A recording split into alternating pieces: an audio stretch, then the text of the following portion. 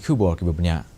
Kumshi Bynta Banrakhe yaka World Environment Day ne kesengi Menteri Langba Conrad Sangma lembat ki Sorkar bagi Khynnah Pule ke Iashim Bynta ha ke program Thung Dieng Shillong International Center for Performing Arts and Culture lani sekbak Shillong hamau ke siang.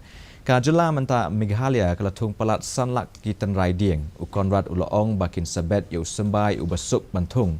Ulaong bakane ke long ke basngau tenat namarangi hikai ki khun jongi banwanra ya ka jingjerngam ha Meghalaya.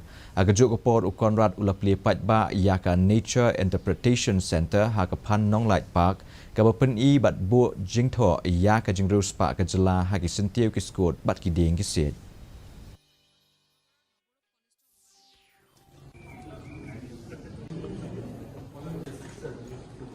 We have these new seed balls that we have, which actually are very easy to plant. And we are experimenting and trying to see how we could have different ways in which trees could be planted.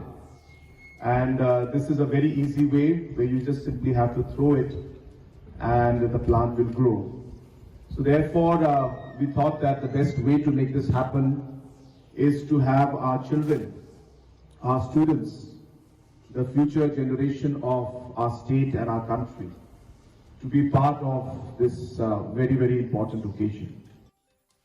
Menteri Ketnat kam jengok kai perthai uba pol lingdo ehnin